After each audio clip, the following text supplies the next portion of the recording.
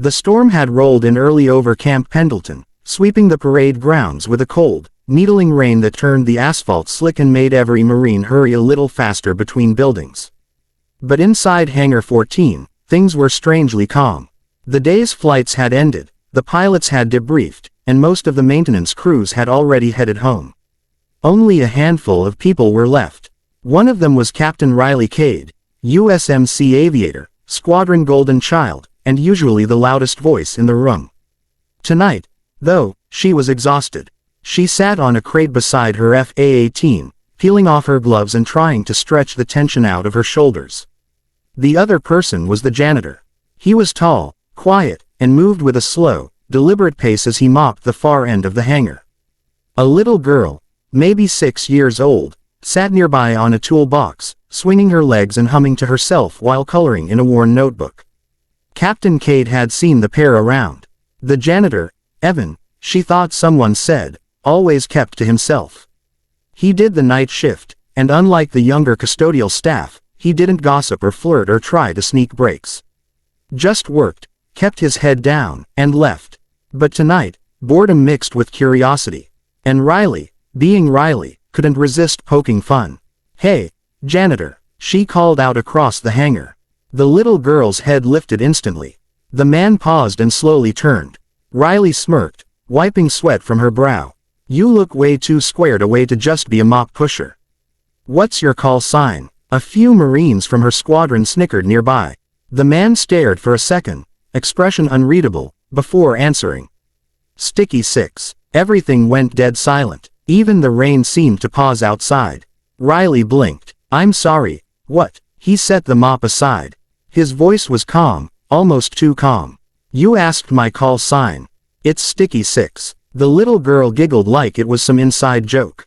Riley's squadron mates exchanged confused looks.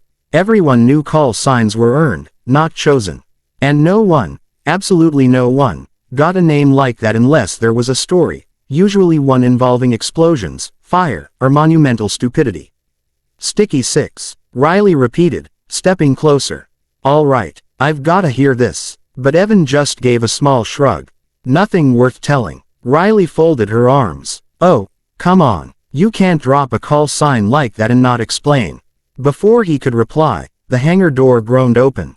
A gust of freezing wind rolled in along with Master Gunnery Sergeant Diaz, older than dirt, scarred, and respected enough that even generals didn't cross him. Diaz took one look at Riley's grin, then at Evan, and groaned. "Captain," he said, "please tell me you didn't ask this man about his call sign." "Why?" she asked, confused. "You know it." Diaz dragged a hand down his face. "Everyone who served in Helmand knows it." Riley's eyebrow shot up. She glanced at Evan again. This quiet janitor with the soft voice and daughter in mismatched shoes. "You were in Helmand?" she asked. Evan simply nodded. Diaz let out a heavy breath. "Captain, you're looking at Staff Sergeant Evan Hayes. Ghost Platoon, 6th Marine Regiment." Riley froze. "Ghost Platoon? That's not real. That's classified as hell," Diaz cut in. "And very real." Evan crouched down beside his daughter, tightening her loose shoelace as if this conversation had nothing to do with him.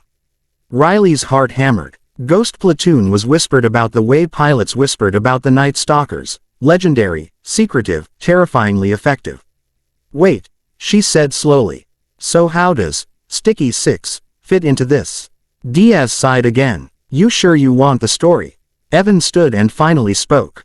"Diaz." The master guns raised both hands in surrender. All right, I won't give details." But Riley's curiosity was uncontrollable now.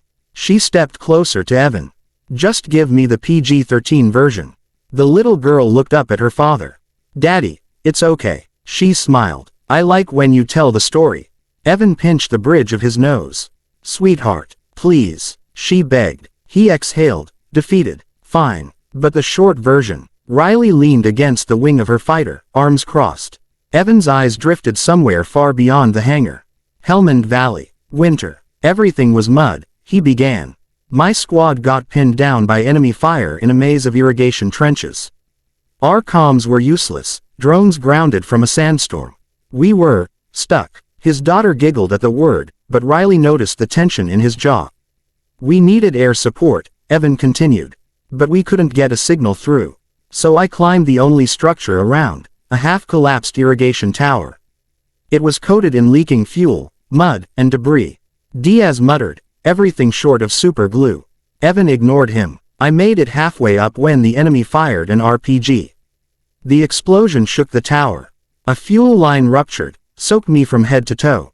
I should have fallen, but I held on, somehow. My squad said I stuck to that tower like gravity didn't apply. The girl nodded proudly. Daddy's super sticky. Riley's eyes widened. I got the comms unit high enough to send coordinates, Evan said. Air support arrived, saved the platoon, and after that, the name stuck, Sticky 6. 6th Regiment, Sticky Staff Sergeant. Riley stared at him, speechless.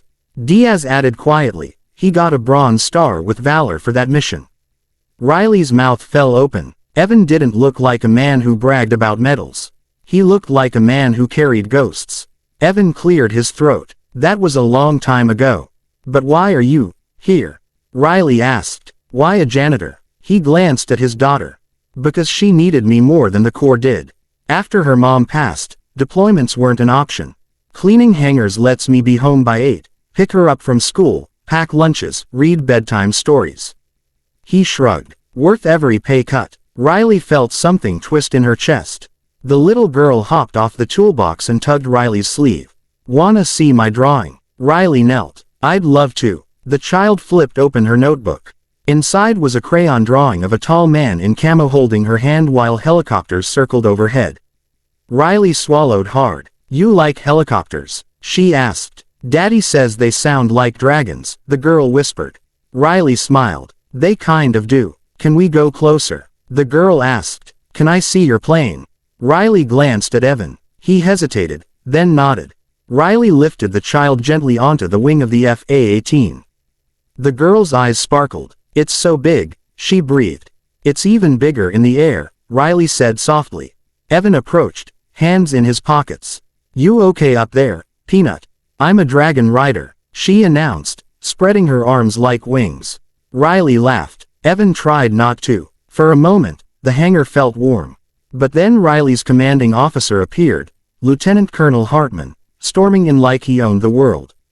Cade, he barked. Why is there a child on a federal aircraft? Riley stiffened. Sir, Hartman stopped when he saw Evan. His expression changed instantly. Staff Sergeant Hayes. Evan winced. Evening, sir. You're still alive, Hartman said, stunned. We thought. Hell, HQ said. I get that a lot, Evan murmured. Hartman stepped forward and shook his hand with both of his. You saved my Marines in Helmand. I never forgot that. Riley stared, shocked beyond words. Hartman turned to her. Captain Cade, if Hayes ever needs access, assistance, clearance, anything, you give it. Understood. Yes, sir, she said quickly. Good. Hartman nodded once. Carry on. He left as abruptly as he entered. Riley looked at Evan, new respect burning in her eyes. Okay. I officially feel like an idiot. Evan smiled faintly. Don't. You didn't know. I should have guessed, she muttered. Nobody moves a mop that efficiently unless they've done recon. He laughed. Quiet, warm. It surprised her. The rain had softened to a drizzle outside. The hangar lights buzzed softly. The girl climbed down, now holding Riley's hand like they'd been friends forever. Riley glanced at Evan. Hey, when's your shift end? In about 30 minutes. You two eaten yet? Evan blinked. No, actually. My treat, Riley said. There's a diner off base that makes the best grilled cheese in California. The little girl gasped. Grilled cheese. Evan chuckled. You're going to make her night. Riley winked. Good. And maybe you can tell me more about Sticky 6. He shook his head. Nope. 1 story per day. What if I bribe you with pie? She asked. He smirked. Make it apple, and we'll talk. Riley felt her cheeks warm. Deal. Evan grabbed his daughter's backpack. Riley grabbed her flight jacket. The three of them stepped out into the cool night, the drizzle turning to mist. As they walked toward the parking lot, the little girl slipped her hand into Riley's again. Captain, she chirped. Yeah, can I ride a dragon plane someday? Riley smiled softly. If you want it badly enough, I'll teach you. The girl beamed like the world had just opened. Evan looked at them, captain and child, then up at the sky, where the clouds were breaking just enough for a sliver of moonlight. He had been Sticky 6, the Marine who clung to a collapsing tower, soaked in fuel and stubbornness, refusing to fall because others needed him.